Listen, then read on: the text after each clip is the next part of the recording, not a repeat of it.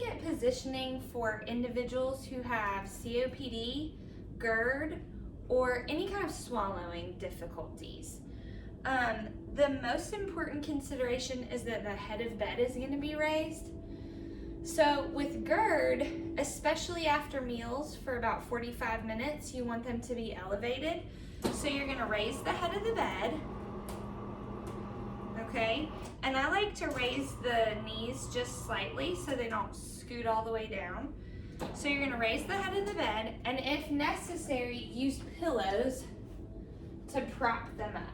So I'm going to help them kind of get situated with like a wedge here, okay?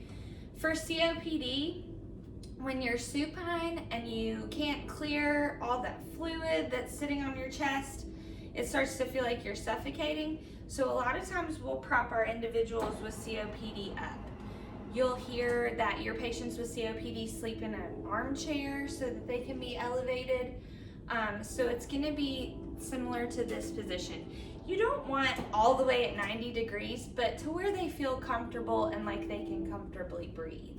Now, for your individuals who have swallowing difficulties, who are silently aspirating, who have an NG tube, who have had a stroke, you always have to make sure that the head of the bed is to 30 degrees. And this is a dinosaur bed, but most beds will have a ball on the side that'll tell you to what degree the head of your bed is raised. So this is about 30 degrees. That's just so that none of the secretions in their mouth or the PEG fluid is going into their airway. So that's positioning for COPD, GERD, and individuals with swallowing difficulty. Next, we're going to look at individuals with rheumatoid arthritis and burns. And so what you're going to see with these individuals, and I'm going to have Courtney kind of show us, I'm going to move this pillow out, is these patients have a lot of pain. And when we're in pain, we move to the position of comfort, which is the fetal position.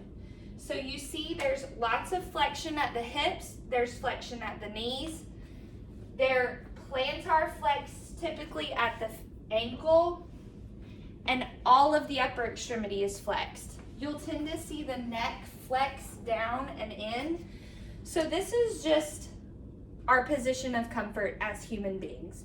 We go back to what we had in the womb, okay? The biggest concern for these individuals is contractures and breakdown of skin, okay? So what you wanna do is position them out of this completely flexed posture. And a lot of times with burns, you'll have special supports and bolsters to help you with that. You'll have splints.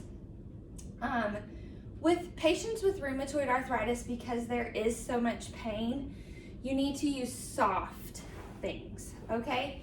So what you're gonna do is you're gonna talk to the patient. You're gonna say, we're gonna just move out of this position to protect your skin and protect your joints, okay? So you're gonna bring them out of that position. You're gonna move hips over if possible, okay? So now Courtney is straightened out. If the patient will tolerate it, you're gonna bring supports here so that we're not flexed at the elbow, so you can get skin breakdown all in here. And then this makes all of the joints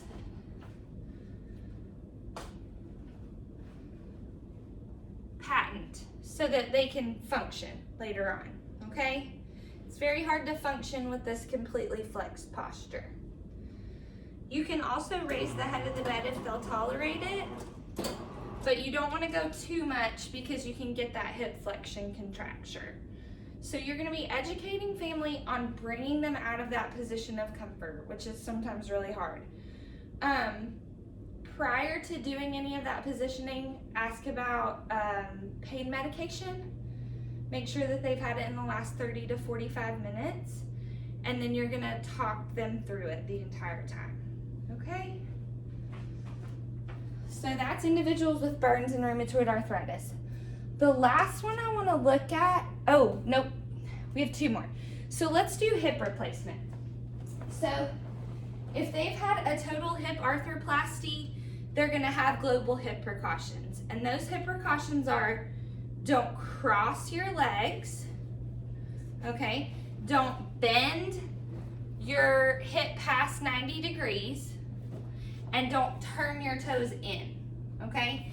And that's with a posterior approach. So if the surgeon comes in through the posterior capsule and works on it, all of those movements that are restricted are to keep the hip from dislocating posteriorly, okay?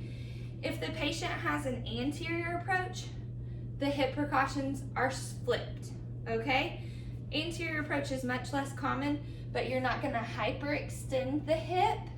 You're not gonna externally rotate at the foot, and you're not going to kind of move your hips way out and abduct them, okay? So with your patients who have had a hip replacement, you wanna make sure that they're comfortable in the bed. You don't ever wanna find them with the head of the bed raised to where their hip flexion is past 90 degrees. This is okay. Oftentimes there will be an abduction pillow, and I'm gonna show you what one of those looks like.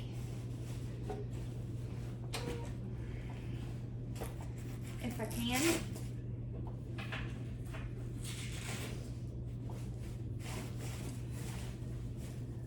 Of course that has 2 points. Okay. So this is an abduction pillow or wedge. So you can put that in, especially if your patient has any sort of cognitive decline where they're not able to understand those hip precautions. You can have this in, because our natural tendency is to kind of get cozy in bed, right? They may want to go to that position of comfort. So you may want to place this in there for individuals who have had a hip replacement. You just want to make sure that any way that they're positioned, they're not breaking those hip precautions, okay? So, for Courtney, I'm gonna put this wedge cushion in, and all the time you're instructing your patient about their hip precautions. So while you're positioning, and any family that's there, so that there's carryover and your patient is safe. The last patient I want to talk about. Oh yeah. With the wedge cushion, you can bring it down here in case they have an episode of incontinence. I like to tuck the chuck, so I'll bring the chuck up to have a barrier there in case there's incontinence. We do switch these out a lot. Sometimes I'll cover it with a chuck. So yeah, that's definitely an issue. The other thing about individuals with hip precautions is instructing caregivers who, if they do bed changes or if they do a shower, making sure that they're not having the patient cross here, right? So all that education is super important. The last person I want to talk about, and Courtney, maybe you can hold the phone while we do the amputation. And if you have any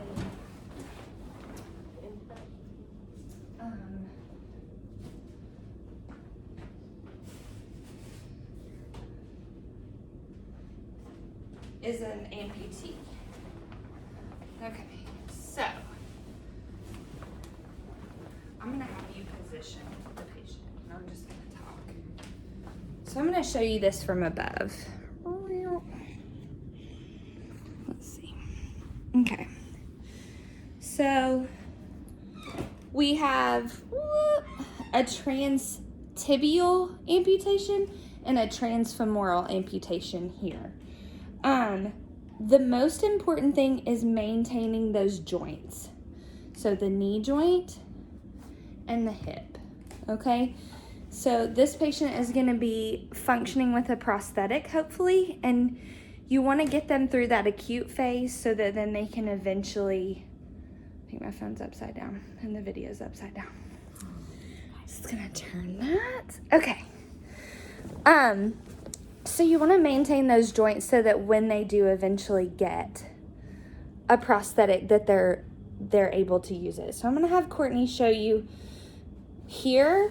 What the patients tend to do is flex the knee, and so that can ruin the end of the residual limb if it's resting constantly on the bed, and that can create a knee flexion contracture. So you want to place some sort of bolster under the terminal end of the residual limb.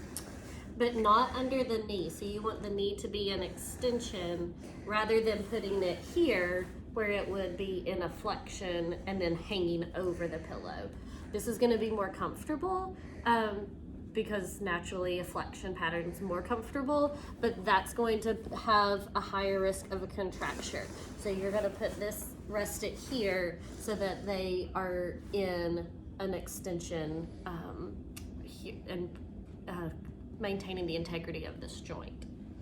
Okay, if you have a transfemoral amputation, you want to make sure that this is, and so the weight of her limb here is gone, and so what will naturally happen is the hip flexor will pull up because you don't have that weight kind of holding it down and anchoring it.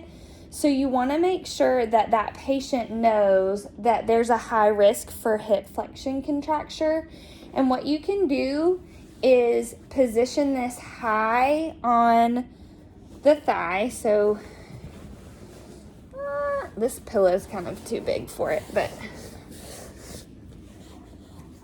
high up on the thigh. So kind of under the bottom, under the patient's bottom, so that this is allowed to kind of hang down. Okay, does that make sense? Do you feel like, okay. All right, so that is positioning for different types of diagnoses. And again, the list is endless, but we tried to cover the high notes. Yeah.